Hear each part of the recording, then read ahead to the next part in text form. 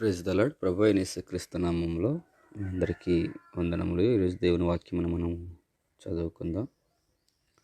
మత్తయి సువార్త 19వ అధ్యాయము 26వ వచనం. యేసు వారిని చూచి, ఇది మనుషులకు అసాధ్యమే గాని దేవునికి సమస్తమును సాధ్యమని చెప్పాను. ప్రియమైన దేవుని బిడ్డలారా, యేసు ప్రభు చెప్తున్నటువంటి ఒక అమూల్యమైనటువంటి మాట ఏమిటి అని ఆలోచన చేస్తే, మనుషులకు అసాధ్యము కానీ దేవునికి సమస్తము సాధ్యం. మనిషి రీతిగా మనం ఏం చేయాలన్నా చాలా కష్టతరమైనది. ఉదాహరణకి, నీ యొక్క కుమారుడి జీవితము బాగు చేయడం కానీ, ఉద్యోగం సంపాదించడం కానీ, గృహాన్ని నిర్మించడం కానీ మనుషులమైన మనకు అసాధ్యంగా కనబడుతూ ఉంది. ఏమా గృహం కట్టలేదంటేనంటే, నేను ఎలాగ కట్టగలనండి, నా పరిస్థితిని బట్టి నేను కట్టలేను అని మనము ఇతరులతో చెప్పేవారుగా కనబడుతూ ఉంటాం. నిజమే ప్రియమైన దేవుని బిడ్డలారా, మన శక్తిని బట్టి, మన సామర్థ్యాన్ని బట్టి మనుషులుగా మనము చేయలేని పనులు అనేకములు ఉన్నాయి. ఆరోగ్యము మెరుగుపరుచుకోవడానికి మన వల్ల అవ్వలేకపోవచ్చు. అయితే దేవుడు అంటున్నాడు, జాగ్రత్తగా అర్థం చేసుకుందాం, మనుషులకు అసాధ్యమైనది దేవునికి సమస్తము సాధ్యము.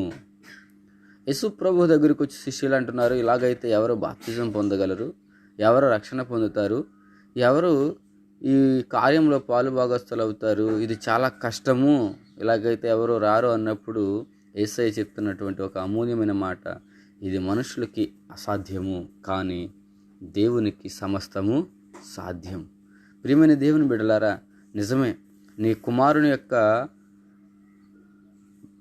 భవిష్యత్తు నువ్వు ఒక మంచి స్థితిలో చూడడం నీకు అసాధ్యం, కానీ దేవుడి దగ్గర మనం అడిగినప్పుడు దేవుడు సమస్తము సాధ్యంగా మారుస్తాడు.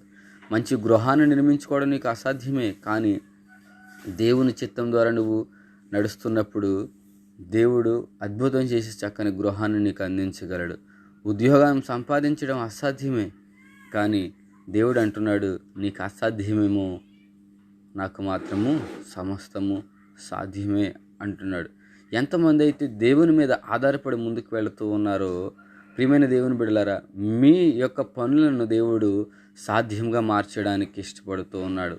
అయితే మనం చేయాల్సిన పని ఏమిటో తెలుసా? దేవుని యొక్క పాదాలను పట్టుకుని దేవుని పాదాల దగ్గర ప్రార్థన చేస్తూ, దేవా, నీవు తప్ప నాకెవరున్నారయ్యా, ఈ పని నువ్వే చేసి పెట్టాలని చెప్పేసి దేవుణ్ణి అడిగే వ్యక్తిగా మనం ఉండాలి. ఎప్పుడైతే అడుగుతామో ఆ యొక్క అడిగిన దానిని పొందుకునే వ్యక్తిగా నీవు నేను ఉంటామనే విషయాన్ని మీకు జ్ఞాపకం చేస్తున్నాను. ఈరోజు నువ్వు దేని గురించి అయితే చింతిస్తున్నావేమో, దేని గురించి అయితే అడుగుతున్నావేమో, అయితే దాన్ని దేవుడికి దయచేస్తున్నాడని నమ్ము, విశ్వసించు. దేవుడు గొప్ప దీవెన ఆశీర్వాదంతో నింపి నడిపించబోతున్నాడు. ప్రార్థన చేసుకుందాం. పరిశుద్ధుడా, నీకు స్తోత్రములు తండ్రి. నిజమే ప్రభువా, నీ వాక్యం ద్వారా మాతో మాట్లాడు. నీకు సమస్తము సాధ్యమే. మనుషులకు మేము భయపడుతున్నాం, జడుస్తున్నాం, కానీ నీవంటూ ఉన్నావు ప్రభువా, భయపడొద్దు, జడియొద్దు, నాకు సమస్తము సాధ్యమే అంటున్నావు. నీ బిడ్డల జీవితాల్లో ఏదైతే అసాధ్యంగా ఉందో ప్రభువా, దానిని సాధ్యంగా మీరే మార్చి మహిమ పొందమని నజరేయుడైన యేసుక్రీస్తు నామములో అడిగి వేడుకుంటున్నాం పరమ తండ్రి. Amen. God bless you all.